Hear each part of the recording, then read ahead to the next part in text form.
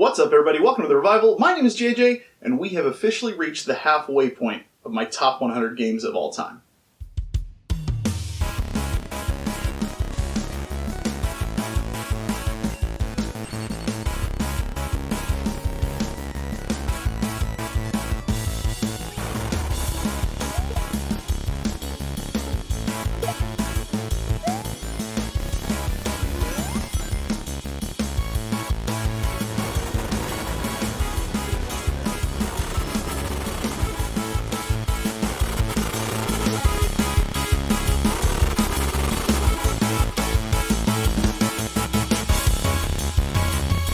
Coming in at number 50 is a game that many of you have heard of, but I doubt many of you have played.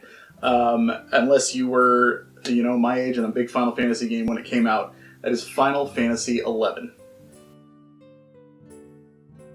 I think even among the most diehard fans of this game, you'd find people who would have a hard time putting Final Fantasy XI as one of their top 100 games of all time. When it first came out, it was slow, there was very little hand-holding, and it was virtually impossible to play solo. Yet I have so many fond memories of exploring the world of Vana'diel, making new friends and spending hours just level grinding. Describing this game to newcomers would probably make it sound horrible.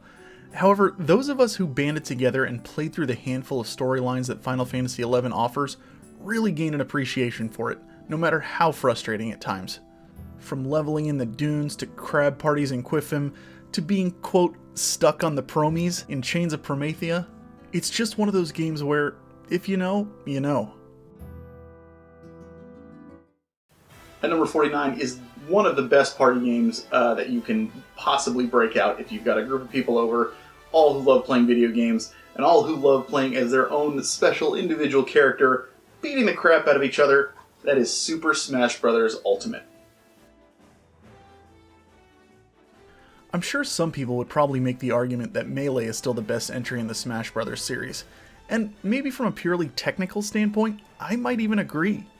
However, I've always looked at the Smash Bros. Games as exactly what they are.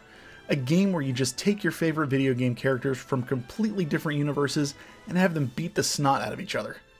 From Mario to Solid Snake to Sephiroth and Samus, Super Smash Bros. Ultimate was, well, the ultimate version of the game. It brought back literally every character from prior entries and added a whole host of new ones. It became so popular and wild that each new character announcement became a spectacle in itself, with theories of who the new ones might be coming from all corners of the internet. The Smash Bros. Series in general has solidified its place as one of the best party games to break out when you've got people over. At number 48 is a game that introduced me to this series, and I have not looked back since because all the games that I've played so far in it are amazing. That is Persona 5. I know many die-hard Persona fans consider 3 or 4 to be the best in the series, but 5 was where I got my foot in the door, and I absolutely loved it. The cast of characters, developing relationships, super fun turn-based combat, and the gorgeous visual style of this game made it memorable from the first few minutes of play. Eventually I did go back and play through both Personas 3 and 4, but 5 still stuck out to me the most and left the biggest impression on me. This, along with Dragon Quest XI, are two games that I point to anytime someone tries to claim that turn-based combat is dead. I still have yet to play the Royal version of Persona 5, but it's definitely something I'd like to revisit at some point. At number 47 is my game of the year for 2022. Fell in love with it right away because I love the story and the characters, and that is Xenoblade Chronicles 3.